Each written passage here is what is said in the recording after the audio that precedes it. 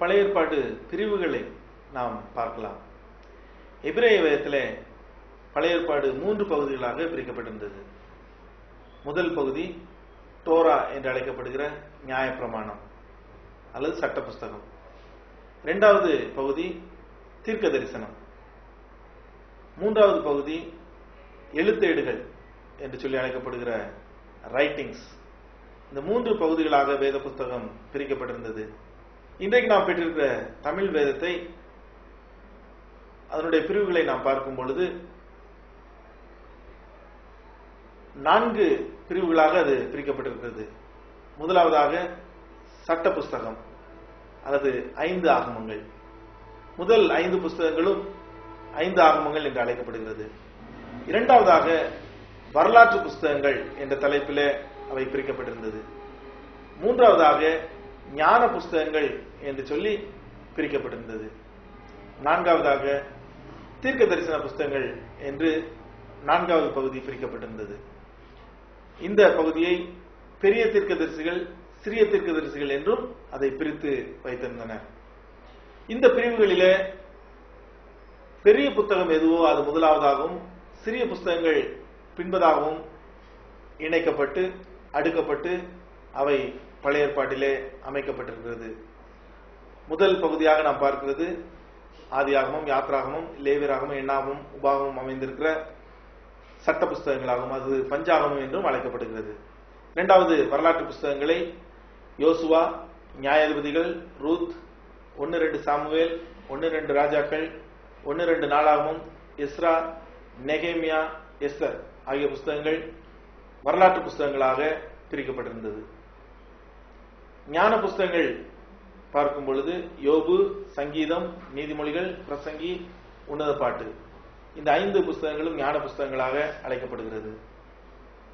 அதன் பின்பதாக வருகிற அனைத்து புஸ்தகங்களும் தீர்க்க தரிசன புஸ்தகங்கள் என்று அழைக்கப்படுகிறது. அதிலே பெரிய தீர்க்கதரிசி என்று சொல்லும் பொழுது எழுதப்பட்ட அளவின் அடிப்படையில் அவை பெரிய தீர்க்கதரிசிகள் என்று அழைக்கப்பட்டு ஏசாயா, எரேமியா, புலம்பல், எசேக்கியேல், தானியேல் என்ற 5 புஸ்தகங்களும் பெரிய தீர்க்க தரிசன புஸ்தகங்கள் என்றும், ஓசியா, யோவேல், ஆமோஸ், உபதியா, யோனா, மீகா, நாகூம், ஆபகு, செப்பனியா, ஆகாய், சகரியா, மல்கியா ஆகிய புஸ்தகங்கள் அனைத்தும் சிறிய தீர்க்க தரிசன புஸ்தகங்கள் என்றும் பிரிக்கப்பட்டு அடுக்கப்பட்டிருக்கிறது. பழைய ஏற்பாட்டின் மொழிபெயர்ப்பு வரலாறை நாம் பார்க்கலாம்.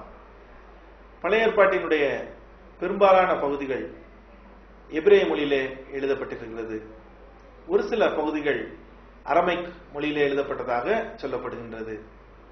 எப்படியாக இருப்பினும் இவை முதலாவதாக கிரேக்க மொழியிலே மொழிபெயர்க்கப்பட்டது. இந்த மொழிபெயர்ப்பிலே 70 பேர் அடங்கிய குழு மொழிபெயர்ப்பது நிமித்தமாக இதற்கு செப்டுவஜென்ட் என்று பெயர் கொடுக்கப்பட்டிருக்கிறது. செப்டுவஜென்ட் என்றால் 70 என்பது அதனுடைய பொருளாகும். இது கிறிஸ்துவுக்கு முன் 285ஆம் ஆண்டு முதல் 246ஆம் ஆண்டு வரையுள்ள காலங்களிலே மொழிபெயர்க்கப்பட்டது. இந்த மொழிபெயர்ப்புக்கு அடிப்படை காரணமாக அமைந்தது டாலமி குடும்பத்தைச் சேர்ந்த எகிப்து அரசன் பிலடெல்பஸ் என்பவராகும். இவருடைய முயற்சியின் கீழாக இந்த மொழிபெயர்ப்பு ஏற்படுத்தப்பட்டது. இந்த மொழிபெயர்ப்பு நாம் தள்ளுபடியான ஆகமம் என்று அழைக்கப்படுகிற இணை திருமறை நூல்களும் இதிலே இணைக்கப்பட்டிருந்தது. இரண்டாவதான மொழிபெயர்ப்பு தார்கம் என்று அழைக்கப்பட்டது. இது அரமைக் மொழியிலே மொழிபெயர்க்கப்பட்ட முழு வேதத்தையும் அரமைக் மொழியிலே மொழிபெயர்க்கப்பட்டு அது தார்கம் என்று அழைக்கப்பட்டது. அர்மீனியாவில் கிறிஸ்துவை ஏற்றுக்கொண்டவர்கள் அநேகர் இருந்தபடினாலே அவர்கள் வேதத்தை வாசிக்க வேண்டும் என்பதற்காக பழைய ஏற்பாடு அர்மீனிய மொழியாகிய சிரியாவிலே மொழிபெயர்க்கப்பட்டது. இந்த மொழிபெயர்ப்பு கிறிஸ்துவுக்கு பின் முதல் நூற்றாண்டிலே மொழிபெயர்க்கப்பட்டு அதற்கு பெசிட்டோ என்று பெயர் வழங்கப்பட்டது. அதன் பின்பதாக கிறிஸ்துவுக்கு பின் 2ஆம் 3ஆம் நூற்றாண்டு வரை ரோமபுரியிலே வாழ்ந்து வந்த மக்கள் அனைவருமே கிரேக்க மொழி அதிகமாக பேசி வந்தபடினாலே அவர்கள் வேதத்தை மொழியாக்கம் செய்வதிலே, மொழி மாற்றம் செய்வதிலே எந்தவித அவசியமும் இல்லாதிருந்தது. ஆனால் ஆப்பிரிக்காவில் வாழ்ந்த கிறிஸ்தவர்கள் லத்தீன் மொழி பேசினபடினாலே லத்தீன் மொழியிலே வேதத்தை மொழிபெயர்க்க வேண்டும் என்று சொல்லி முயற்சிகள் எடுக்கப்பட்டது. எனவே செப்துவஜென்ட் என்று சொல்லி கிரேக்கத்திலே மொழிபெயர்க்கப்பட்டிருக்கிற மொழிபெயர்ப்பிலிருந்து லத்தீன் மொழிக்கு வேதாகமம் மொழிபெயர்க்கப்பட்டது. இந்த மொழிபெயர்ப்புக்கு வெரஸ் லாட்டினா என்று சொல்லி பெயர். இந்த மொழிபெயர்ப்பு திருத்தமான ஒரு மொழிபெயர்ப்பாக இல்லாதபடினாலே இது அதிகமாக அங்கீகரிக்கப்படவில்லை. அதன் பின்பதாக ஜெரோம் என்ற வேத வல்லுநர் எபிரேய மொழியிலிருந்து பழைய ஏற்பாட்டை கிறிஸ்துவுக்கு பின் 392 முதல் 405 வரை உள்ள காலங்களிலே அவர் மொழிபெயர்த்தார். இந்த மொழிபெயர்ப்புக்கு வல்கேட் என்று சொல்லி பெயர் கொடுக்கப்பட்டது. ஜெரோம் வாழ்ந்த காலங்களிலே இந்த மொழிபெயர்ப்பு அதிகமாக ஏற்றுக்கொள்ளப்படாவிட்டாலும் அவர் மரித்த பின்பதாக இது ஏற்றுக்கொள்ளப்பட்டு அனைவராலும் இது பயன்படுத்தப்பட்டது. அநேக ஆண்டுகளாக லத்தீன் மொழிபெயர்ப்பே அனைத்து பகுதியிலே உள்ள மக்களுக்கும் வேத புத்தகமாக கொடுக்கப்பட்டு பயன்படுத்தப்பட்டு வந்தது. இதனை மாற்றி அமைக்க விரும்பிய அநேகர் கொலை செய்யப்பட்டார்கள். ஆங்கில மொழிக்கு மொழிபெயர்க்க வேண்டும் என்று சொல்லி முயற்சிகளை மேற்கொண்டவர்கள் ஒரு சிலர் மறிக்க வேண்டிய நிலைமை ஏற்பட்டது. வில்லியம் டிண்டேல், ஜான் விக்லிஃப் போன்ற மக்கள் இதிலே பெரும் பங்கு ஆற்றினார்கள். ஆனால் பின்பதாக அது ஏற்றுக்கொள்ளப்பட்டது. முதலாவதாக வில்லியம் டிண்டேல் அவர்கள் ஆங்கில மொழியிலே வேத புத்தகத்தை மொழிபெயர்த்ததாக நாம் பார்க்கிறோம். கிறிஸ்துவுக்கு பின் 1526 மூல மொழியாகிய கிரேக்க மொழியிலிருந்து புதிய ஏற்பாடு மொழிபெயர்க்கப்பட்டது. அதன் பின்பதாக கவர்டேல் வல்கேட்டிலிருந்து முழு வேதாகமத்தையும் அவர் ஆங்கிலத்திற்கு மொழிபெயர்த்தார். அதன் பின்பதாக வந்த இங்கிலாந்து பேரரசர் ஜேம்ஸ் அவருடைய முயற்சியினாலே கிறிஸ்துவுக்கு பின் 1611 ஆண்டிலே நுட்பம் நிறைந்த ஆங்கில வேதம் மொழிபெயர்க்கப்பட்டு அது அங்கீகரிக்கப்பட்ட மொழிபெயர்ப்பாக ஆத்தரைஸ்ட் வெர்ஷன் என்றும் கிங் ஜேம்ஸ் வெர்ஷன் என்றும் அழைக்கப்பட்டு பயன்படுத்தப்பட்டு வந்தது. இன்றைக்கு கூட அது ஒரு அங்கீகரிக்கப்பட்ட வேதமாக அநேக திருச்சபைகளிலே பயன்படுத்தப்படுகிறதை நாம் பார்க்கிறோம். அன்பின்பதாக ஆங்கிலத்திலே பல மொழிபெயர்ப்புகள் வந்தது. உதாரணமாக 1539 கிரேட் பைபிள் மொழிபெயர்க்கப்பட்டது. 1560 ஜெனிவா பைபிள் மொழிபெயர்க்கப்பட்டது ஆங்கிலத்திலே. 1946 ரிவைஸ்ட் ஸ்டாண்டர்ட் வெர்ஷன் என்று அழைக்கப்படுகிற ஒரு மொழிபெயர்க்கப்பட்டு பயன்படுத்தப்பட்டது.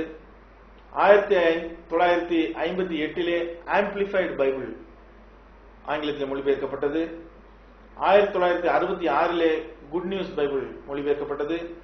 1971 த லிவிங் பைபிள் மொழிபெயர்க்கப்பட்டது. 1979 நியூ இன்டர்நேஷனல் வெர்ஷன் NIV என்று அழைக்கப்படுகிற மொழிபெயர்க்கப்பட்டு பயன்படுத்தப்பட்டது.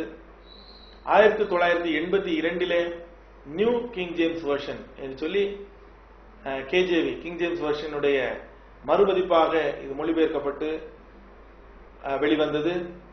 1989 ரிவைஸ்ட் இங்கிலீஷ் பைபிள் REB என்று அழைக்கப்படுகிற மொழிபெயர்க்கப்பட்டது. இப்படியாக பல மொழிகளிலே அது மொழியாக்கம் செய்யப்பட்டும் ஆங்கிலத்திலே பல நேரங்களிலே பல பெயர்களிலே மொழியாக்கம் செய்யப்பட்டது. தமிழிலே வேத புத்தகம் முதலாவதாக 1714 ஆண்டிலே சீகன் பால்க் ஐயர் அவர்களாலே வேத புத்தகம் மொழிபெயர்க்கப்பட்டது. ஆசியாவிலே முதலாக மொழிபெயர்க்கப்பட்ட மொழி தமிழ் வேதம் என்பது நமக்கு பெருமைக்குரிய ஒன்றாக காணப்படுகிறது. அதன் பின்பதாக அவராலே அது அச்சிடப்பட்டது. ஆசிய மொழிகளிலே முதலாவது அச்சிடப்பட்ட புத்தகம் தமிழ் வேதாகமம் என்பதும் நமக்கு பெருமை அளிக்கக்கூடிய ஒன்றாக காணப்படுகிறது. தமிழ் மொழியிலே வெளிவந்த பிற மொழிபெயர்ப்புகளை குறித்தும் நாம் பார்க்கலாம். இலங்கை தமிழ் வேதம் பிலிப் டி மெல்லோ என்பவராலே 1959ஆம் ஆண்டு ஒரு பதிப்பு வெளியானது. அதன் பின்பதாக பாப்ரியஸ் மொழிபெயர்ப்பு 1814ஆம் ஆண்டிலே வெளிவந்தது. அதன் பின்பு ரேனியஸ் மொழிபெயர்ப்பு 1840ஆம் ஆண்டு வெளிவந்தது.